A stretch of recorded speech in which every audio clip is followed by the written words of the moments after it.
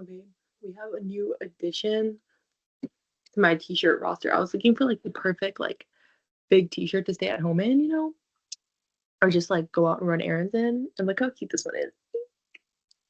Portugal, because I'm in Portugal. Okay, I'm getting really antsy for this to just end. I don't know. I feel like every day I'm like, even this morning I was like, I don't need to rush through this. Like, it's good. Like once it's done, I feel like I'm gonna miss it. But then like something happens to give me like a little like go get it done kind of vibe. Like, you know what I mean? So yeah, here we go. Oh, it's a lot. It's actually feeling a bit easier over time. Today's was just, I don't know, talking about my life, and I was like, none of this makes any sense. Nothing in my life makes sense. So might as well finish this project. I don't know if that makes sense, but I was like, you know what? Everything in my life is so ridiculous that it makes sense. I'm gonna finish this. Anyways, today I was at the beach and I was reading Place Units in the Hippocampus of the Freely Moving Rat by John O'Keefe, written in 1975. That was actually my first time reading John O'Keefe's work, even though I saw it referenced in so many different texts. And it was really interesting. Like I was reflecting on a lot of different elements of it. So, first of all, I find it interesting because most of the studies that I've read, like they have this really, really long intro section with all this information. His is not even half a page long. And then you get to the end, and usually they have like pages and pages worth of references, and he only has 14 references, which I found really interesting because you don't usually see that. I guess maybe because his is so upfront that there's like nothing to explain. I don't know what that's about, but this is the first time I've ever seen a study with 14 citations. Usually it's like, 60 plus. Even ChatGPT told me to read like 60 to 120 or something. So usually they have a lot, but his did not have a lot. And I don't know why that is. Obviously, he didn't need it. And I feel like he explained his. I just had so many questions, like so many questions reading this. So for example, like obviously his name is the only one there, and the whole time he's like explaining how he did it. Did he do it all by himself? Like was he single-handedly messing with all these rats this way? Like, like having them go through the maze on their own. Like was it just him? I need to like research. And I thought his study was pretty unique. I've never seen a study where they're just like, I feel like he was just like, obviously with like a lot of intentionality, like there was a reason for each thing he did, but usually a study will like, they'll change like one thing, like there's like one thing they want to change. And like you just get like really, like his method section was extremely, I think that was like one of his method and results were like, I think much longer than you usually see. Like I feel like it was very focused on the project and all the things being done in the project, and the project was very extended too. I mean, it was like the rats were doing like a lot of different things and he was looking at a lot of different things the rats were doing rather than being like we changed one thing and we're looking at that one thing. I just felt like I'd never really read a study like his before at all. Um yeah. So that was pretty interesting and I was just interested. Also, this is a more like, I don't know, personal question almost, but obviously he won a Nobel Prize for this, and I was wondering like, was he like hyped up when he was writing this? Like, did he know like was he like, oh yeah, this thing's gonna be like crazy, crazy? Like, you know what I mean?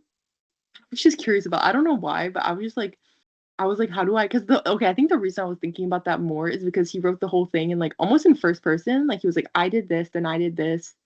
And then he was kind of like it wasn't over the top, but he was definitely he says like for example, at the same time, it's flexible. The situation was flexible enough so that I could test whether the response was due to a single sensory stimulus.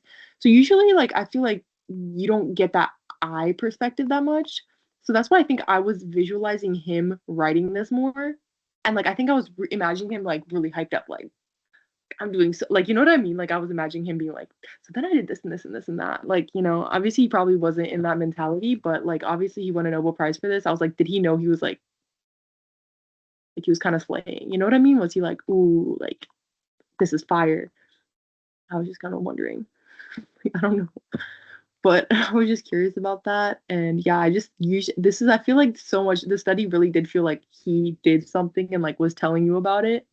Where usually some most studies are very like, I don't know, detached. So obviously it wasn't like he was like, I was really happy to see the rats doing this. He wasn't like, what like on that crystal clear morning, I woke up and went to my research facility and then I saw the rat. Like he wasn't like that. Like it wasn't a story, but he just had a more of like more eyes in there than you usually see, I think. That's why I was just like I was just like I think I naturally made him like a character in my head and I was like what how do I imagine the character, you know?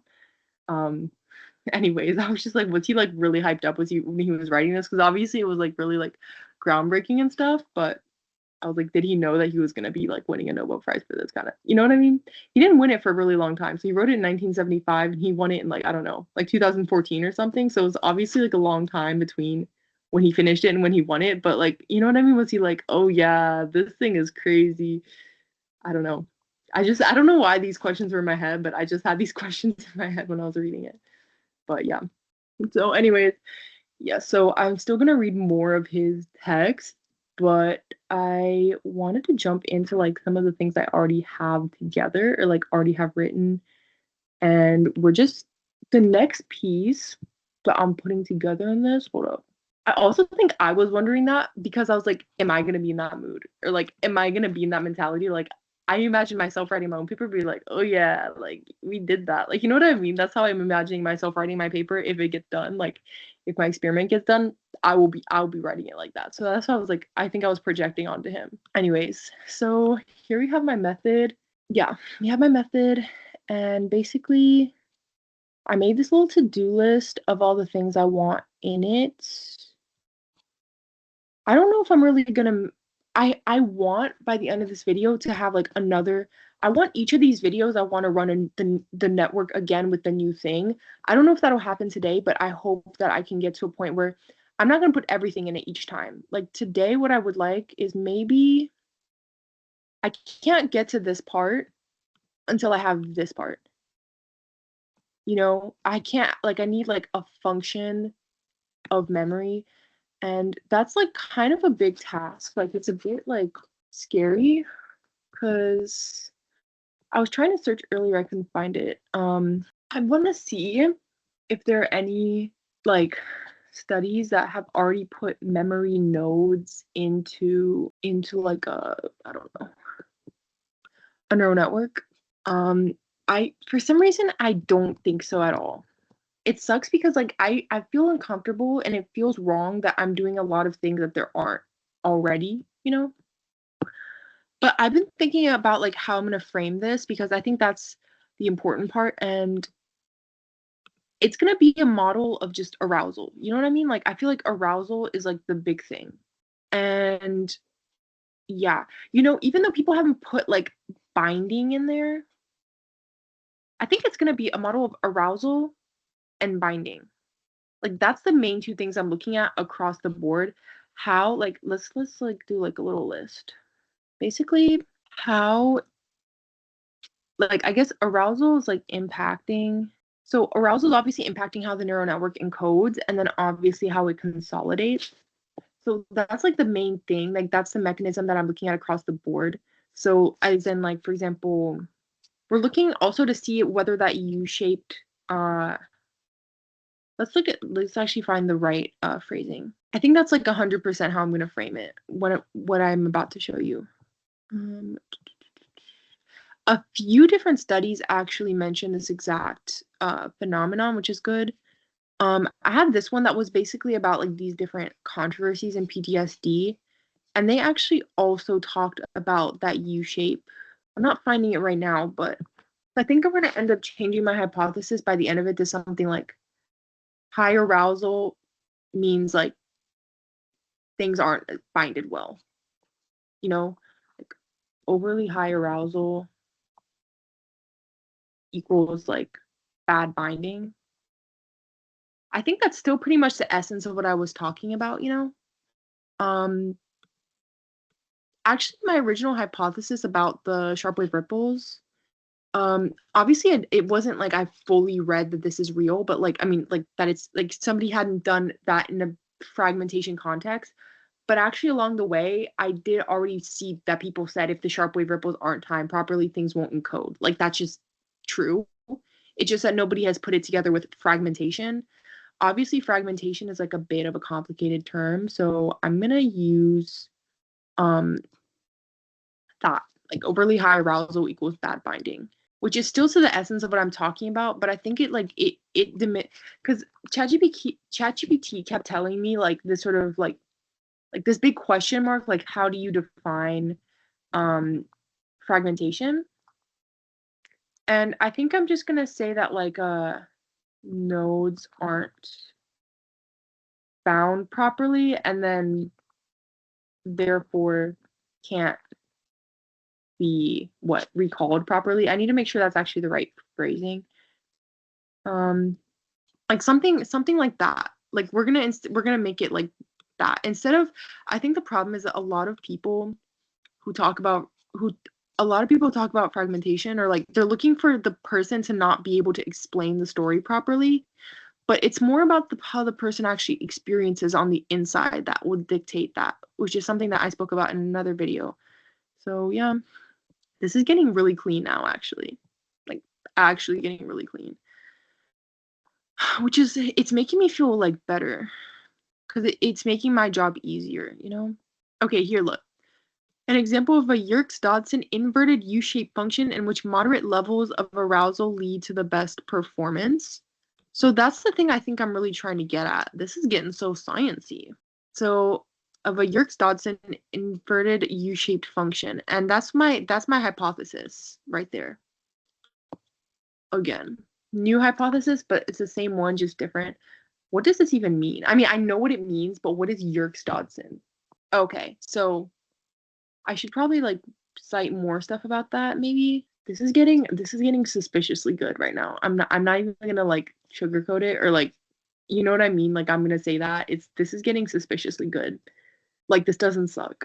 I feel like it's just being like it's not bad anymore. Like I actually feel proud of it. Like I feel like this is actually really actually like okay. You know what I mean?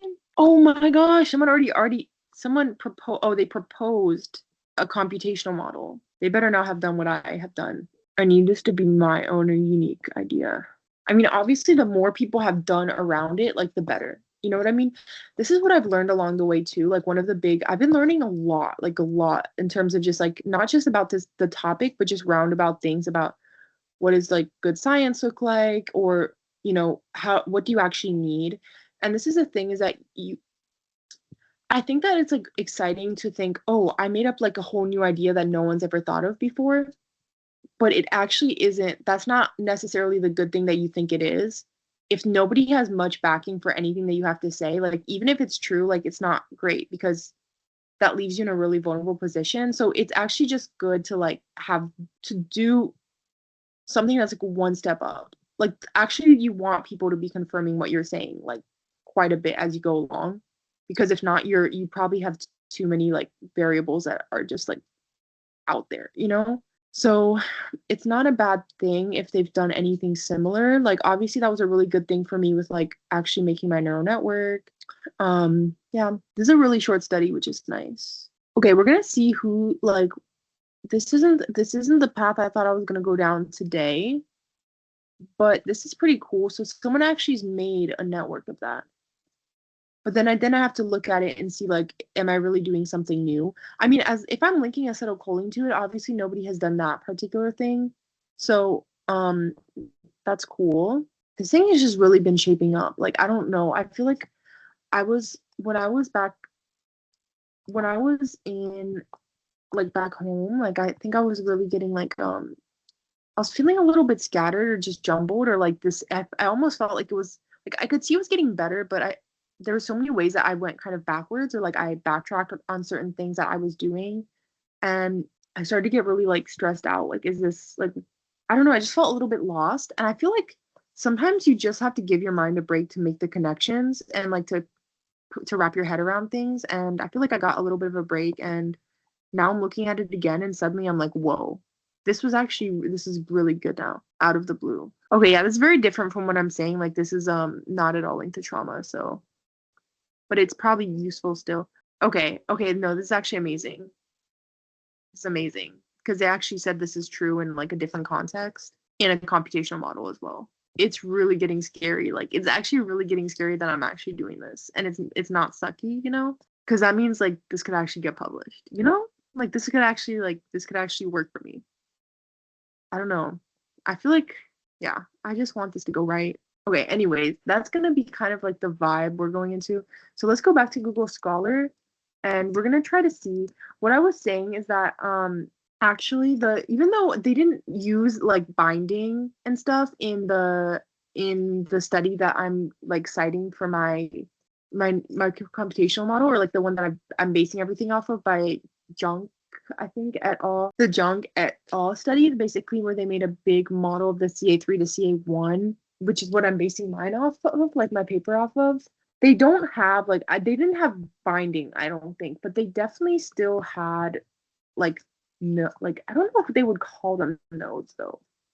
Because they had place cells and the place cells were like, I guess, connecting, memory inducing way. Here, this is perfect right here. Simulation of human episodic memory by using a computational model of the hippocampus. That's really cool. Let's see that. This is cool. Moreover, this model was found to have the ability to predict human memory recall by integrating human. Okay, that wasn't as relevant as I thought, but even so cool. I want to say I don't actually recommend using ChatGPT for this stuff. Okay, like I don't know. It's hard being now doing something as like a computational model or like neural network, but I'm not super like still on board. I think as just a normal human outside of this, like I'm not super on board yet with AI. I actually feel guilty using this much ChatGPT sometimes, and I haven't told my sister about this project like that much or like how I'm doing it, like what it's about, but I sent her like something from ChatGPT the other day, and she was like she was kind of like side-eyeing me for using it and she was like you shouldn't use ChatGPT because like I don't know, she like gave me all these reasons and I was like okay. But then on my head I was like I don't use it for like a lot of stuff. Like I'm not one of those people that's sitting there asking it a bunch of questions, having it like imagine things for me or like make pictures and stuff. I really only use it for this project. Like this is like what I'm using it for. I don't know. I just felt guilty. I was like, should I? Now I'm here and I'm like, I feel bad that I'm using it that much.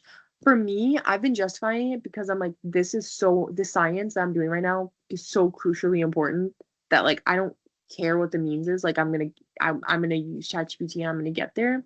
Like, you know what I mean? I think like it's like overall, like, it's like, that thing of like the train, like the question where it's like, how does it go again? It's like you either the trolley problem where it's like either save people, like kill the one person or kill the five people, and like the trolley problem.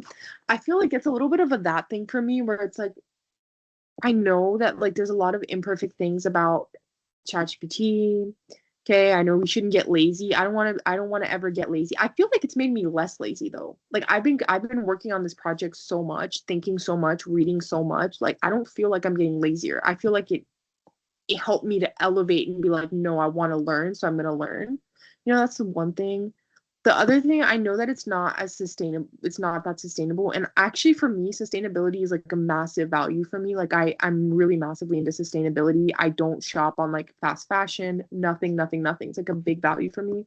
And I know that we haven't fully made it like very sustainable yet. I think everyone can agree on that. It uses a lot of energy, but it's literally one of these situations where I'm like, okay, but at the same time, like if I have the answer for people with dissociative disorders, and I have the answer for like survivors, and it's gonna have like that kind of impact on the world, then like I can take a little bit of like a sustainability hit, or like you know what I mean, or like making ChatGPT better now it's gonna like rob us of our jobs, which is what my sister was saying. Like we don't want to like it's gonna like she was like kind of like it's gonna use it just basically takes your information to improve it, and then in the long run it's going to like basically steal the jobs from us giving it that information. First of all, actually using ChatGPT has taught me that it's not going to do that because ChatGPT doesn't actually know how to make the types of connections that I've been making. Like I wanted it to, and it couldn't even really. like sometimes. You know what I mean? Like I feel like it wasn't actually advanced enough to actually solve the problem like even a little bit. Like I have to like really really fine tune it. So it actually can't. I mean, other jobs it can probably do a subpar version of, but I'm gonna be honest, my job it's not. It's ChatGPT is not gonna take the job I want. Like I'm gonna be straight up. So not to say like, but obviously that's like the only thing I talk to ChatGPT about. I don't know, who knows? Maybe in the long run, everyone says something and then like we're all proven wrong in the most horrendous of ways. But I'm just saying that like it actually showed me that like ChatGPT is actually not as good as like I thought. You know what I mean? It's like okay, it's not gonna solve it for me.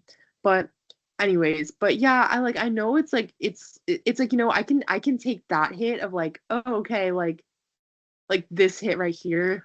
I was like okay, I'm not it's using a bit too much energy probably, um or it's not, it's like the AI is being harmful in like in a job market like setting, which first of all that's not even our fault, that's the fault of employers who keep cheaping out.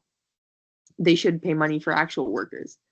But it's like this side right here with like all the people, it's like, dissociative identity disorder people get medication, people with dissociative disorders get medication, like just in general.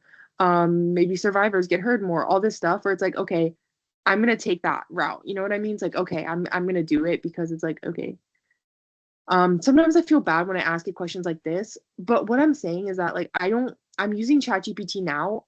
Again, these are questions I would 1,000,000% rather have with an advisor. Like I wish I had an advisor. It would be my job right now would be so much easier if I actually had a human being to talk to, because ChatGPT gives me really subpar answers from like in the beginning it was very good. I feel like now that it's getting to the point where I've actually built like a higher level of expertise, it's like it feels like it fails me a lot more. You know what I mean? Because I can see it from a more expert perspective. Like obviously I'm not a real expert, but you know what I mean? I see it from the expert perspective and I'm like, this isn't as good as like, you know what I mean? Somebody like an actual person who can be like, no, you should not do that. Yes, you should do that. You know what I mean? Meanwhile, ChatGPT doesn't, like, I don't trust it. So I'm just saying that, but it is good for me to ask these kinds of questions because I would rather talk through a text with a person, but I don't have that available for me. I wish I did, but I just don't. So, I just want to emphasize that. And I think it's a lot about like the activity that you're going into it with, because at the end of the day, like you can use ChatGPT in a lazy way, like to do all your work for you, but it's like you can also use it in a way like I feel like I said, this has elevated me intelligence wise, and it has elevated me because I feel like I went into it with the intentionality of like I want to use this to elevate my life, and elevate the way that I learn rather than I want to use this to learn for me is like the difference. Okay, this is the thing is that the study that I'm using, they did things differently. Like they basically had it as if like these pretend mice were just walking down a straight line, and depending on where they were on that straight line, like they had a memory, like they had a not memory.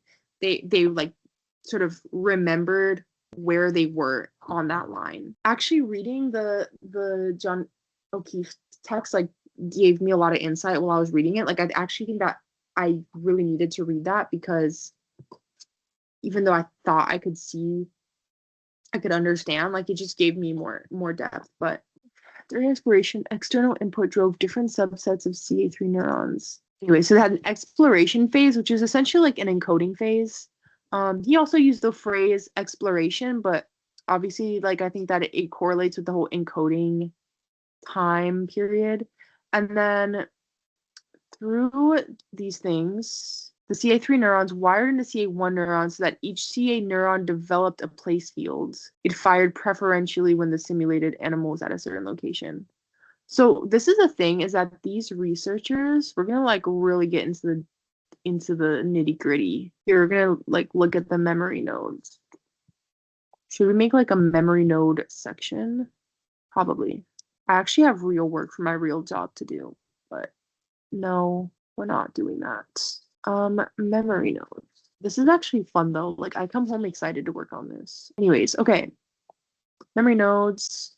Here we go. So the way that it worked for them, they only had location. But this is the thing. This is the thing is that I want to have more than that. Obviously, I want location, but like Actually, this is something that I keep not doing is that we're actually gonna go into the paper that I'm gonna be making. I'm literally gonna be putting this experiment in the neural network. I hope that's appropriate, and I hope that's something that's like you know what I mean? Like I think that's appropriate. Like, are these researchers gonna be like, what's wrong with you? That's our study. No, right? I mean, obviously I'm gonna cite them and stuff, but like, are they gonna be like, hey, that's weird? I don't know. I hope. I mean, obviously, I'm not going to be like word for word, but it's going to be like extremely heavily based on it because I want their numbers that they got. So I hope they're not like, what the heck? This is so annoying. Okay, the one that I'm actually going to be using is this one about inescapable stress. My gosh, I was at this. Okay, wait, no, wait. No, let's lock in for a minute. No, I'm gonna tell the story. I was at a restaurant yesterday like last night and they just had this really cheesy like they had this like really cheesy French music with like these AI videos on it. I was just looking and I was kind of shocked. I was like, obviously I could immediately tell it was AI. Like it wasn't like fooling me. I don't think it was trying to fool me though. Like obviously. I think it was just trying to be like, here's some cute videos for you to look at in conjunction with the music and we don't want to pay anybody to do it. But I was like, it's pretty shockingly realistic, and that's what scares me. But you can always tell it's AI.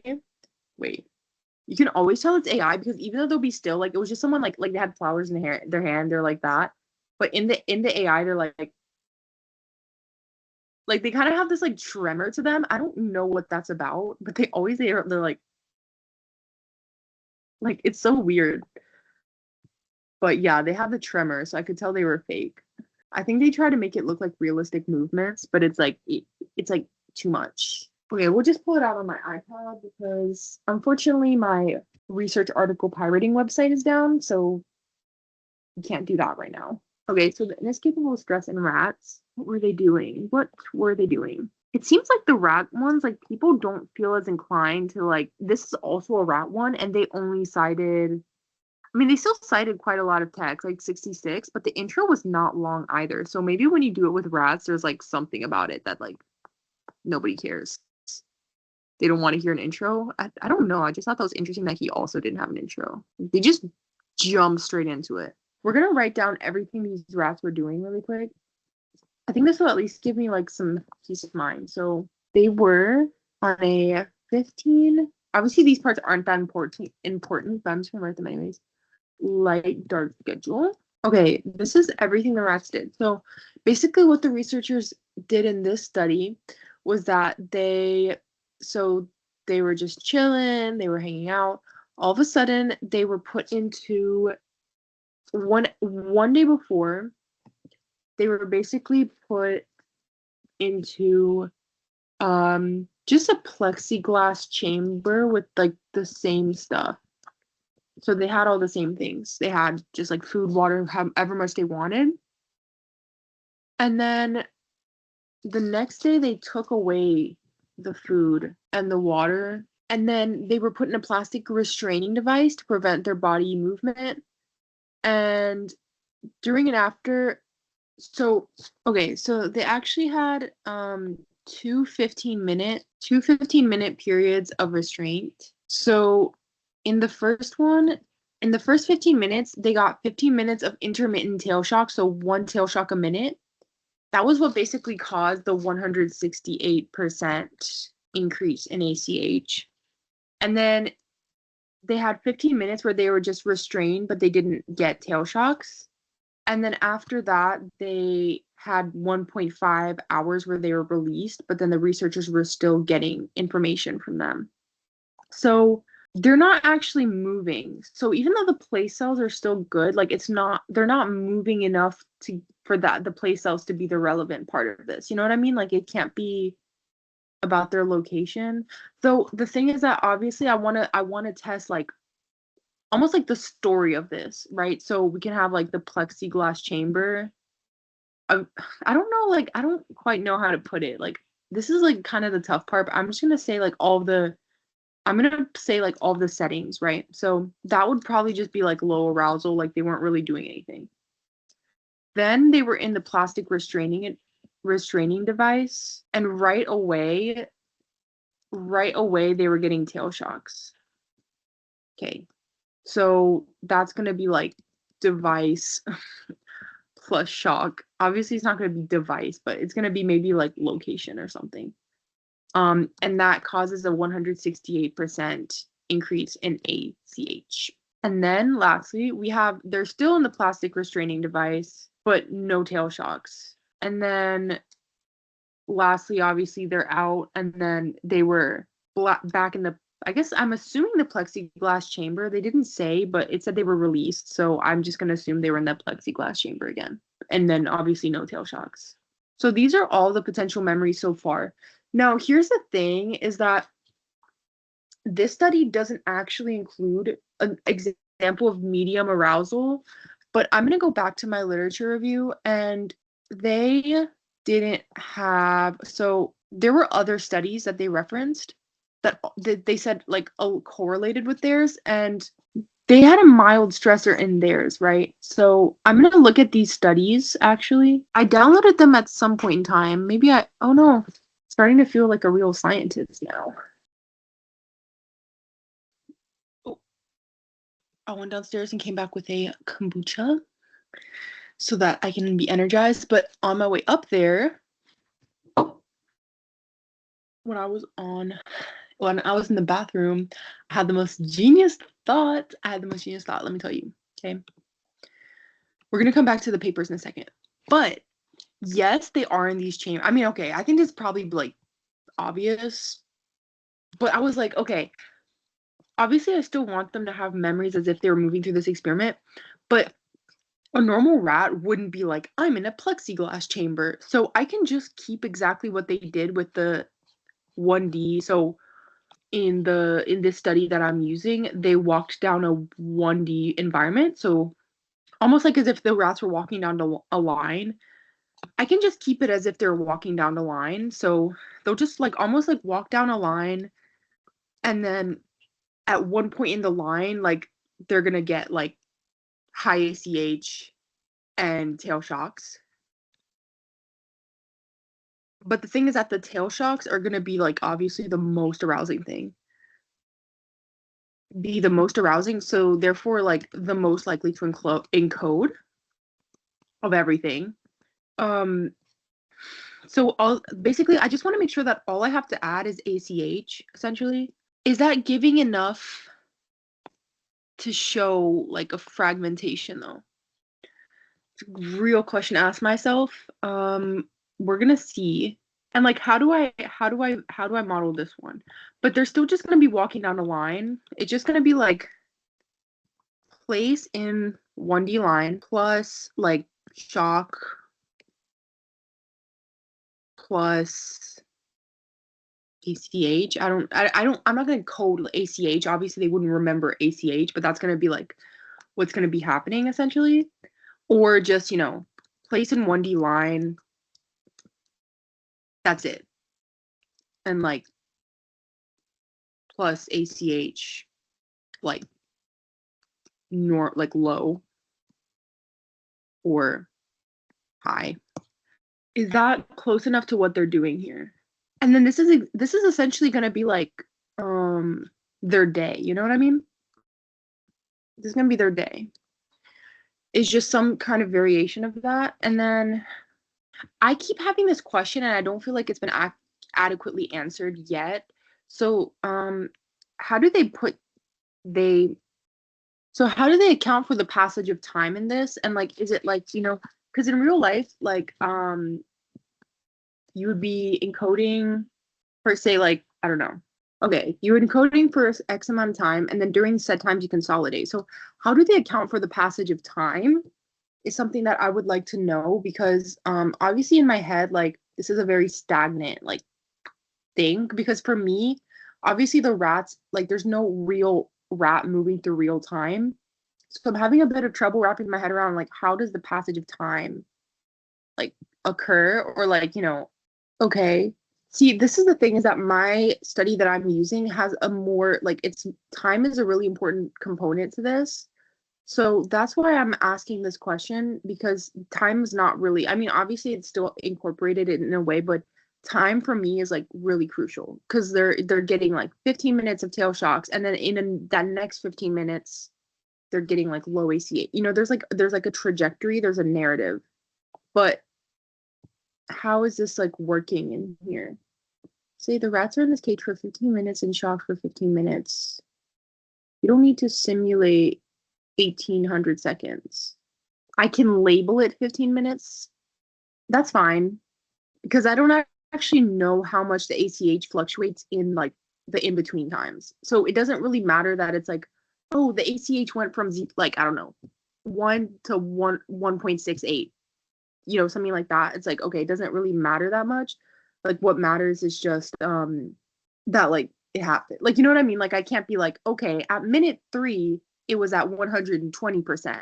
And then it went to once like I have no idea because they don't even know this in the study. So it's like, okay, I guess that's what we can say. And then I'm gonna look at some of these other studies that they referenced in their paper.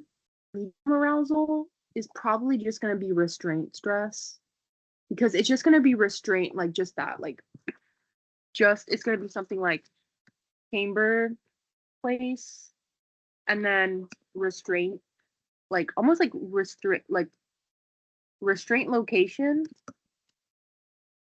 plus restraint, I don't know, plus ACH. I think that will be less stressful if I can find a study with rats that were like, but I need to find that number. I think that would be like a good medium arousal. This is like high inescapable arousal. This is like medium inescapable arousal, I would imagine. Like they can't escape, but it's not like they're getting tail shocks. So it would just be like 15 minutes if I can get that number. They also had both of them, the rats, like they didn't immediately, ACH didn't immediately go down. Like it took a while. Let's see, what is this plastic restraining? What is the plastic restraining device?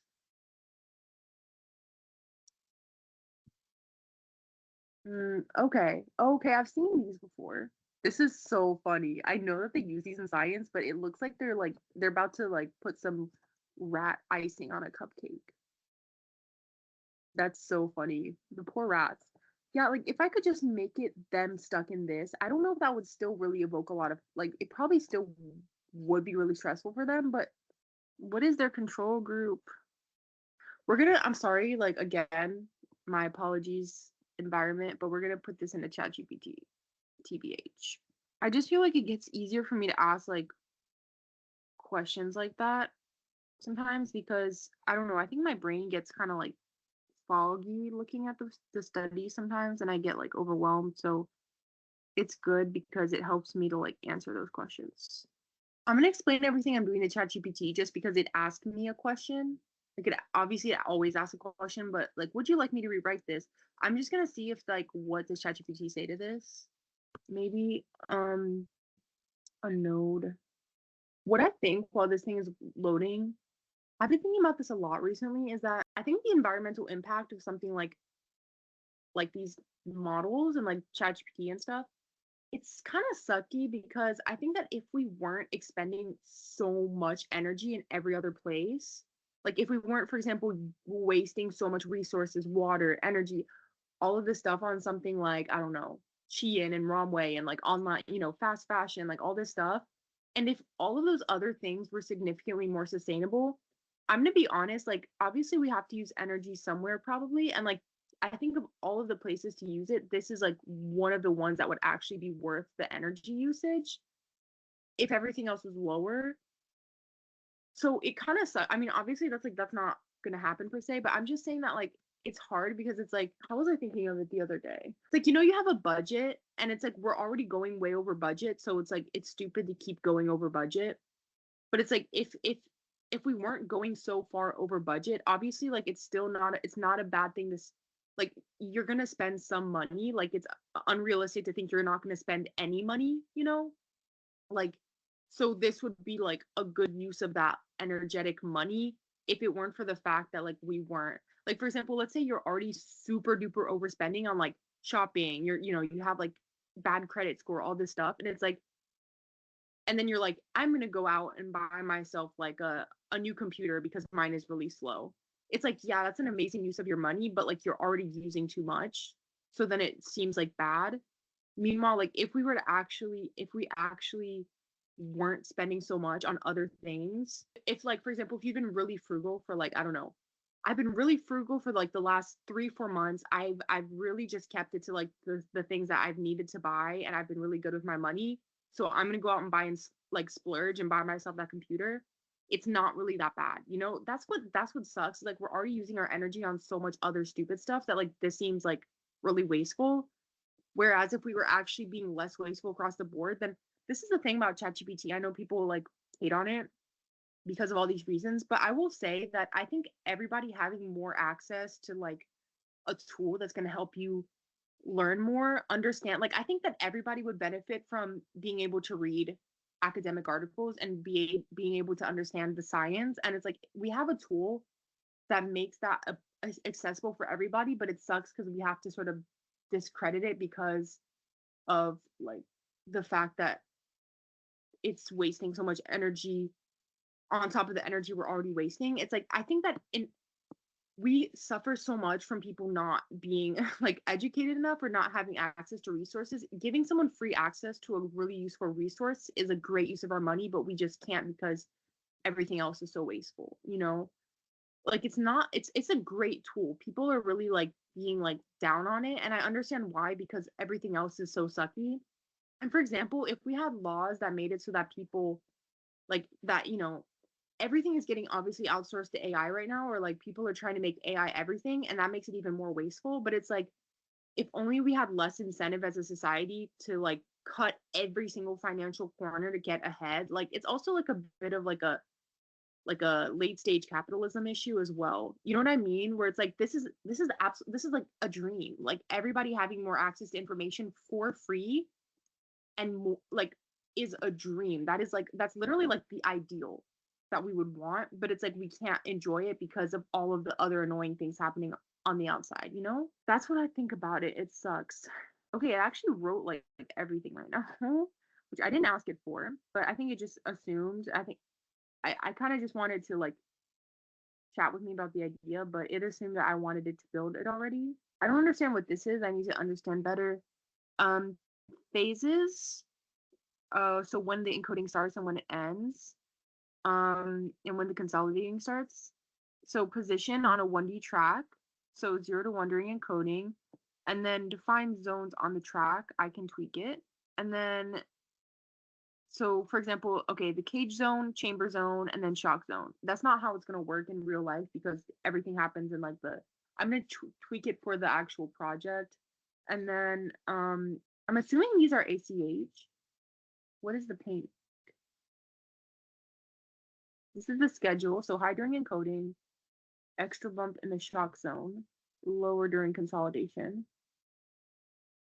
Let's go ahead and put in some of my numbers like that I have. Like I already have like quite a bit. Like um I'm actually at the end gonna write a long document for ChatGPT, like Word document that has all of the details myself, and it's gonna base everything off of that. So I'm gonna write like a really really detailed list for it. Right now it's just been me testing stuff. So okay, come on now. So we can't literally do thousands. Duh, I know that. I should have elaborated. I had it written somewhere like okay, this is what I really should have given. It's just scary, guys. It's actually getting close. Like it's getting closer than I thought I was gonna get, like kind of quick right now. Like it's actually happening. I've been walking around Portugal and I've been like, you know what? One day my life can really be comfortable. Like truly. Like one day I'm gonna have money to travel all the time. I can actually like I feel like this has been like the first time in my life that I've actually been relaxed because actually this project is like this was something so important to me that it was on my mind for a long time. And I feel like the closer I get to finishing it, it's almost like my soul can finally rest.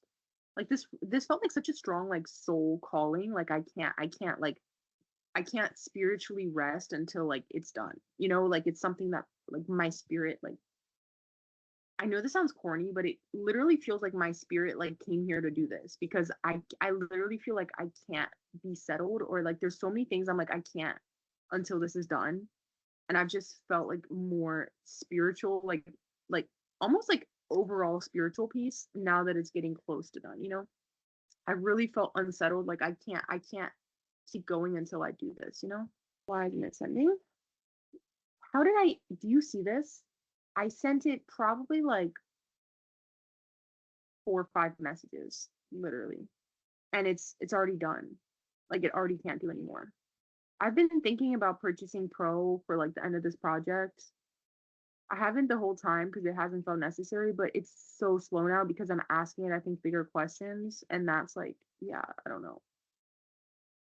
Not an ad, obviously, because I'm not honestly, I'm not going to pay for Pro past the 1 month that it's not even going to take me at this point a month to finish this. Like it's really getting that close now.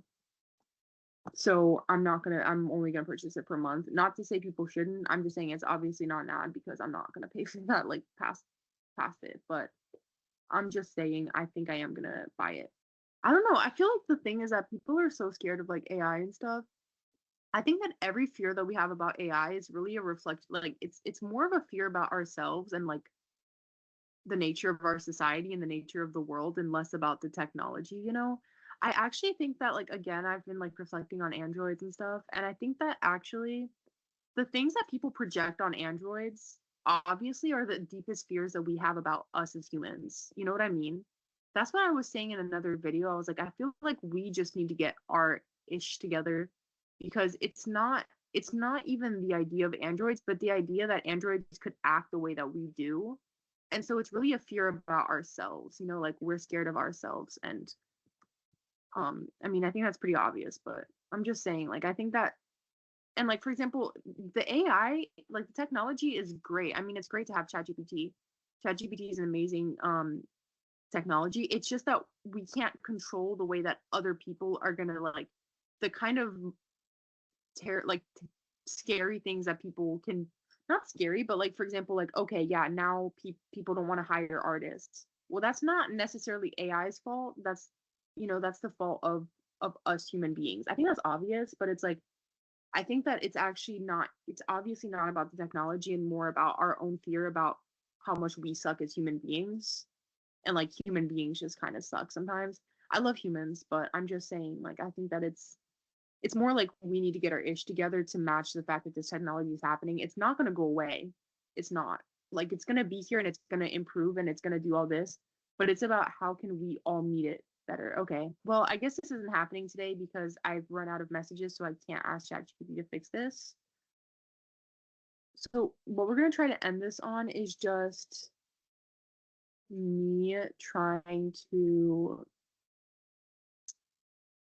I'm just, I really want that number for like what, you know, I'm getting a bit tired anyway, so I'm gonna be done, but this was like really, really productive. I just need to find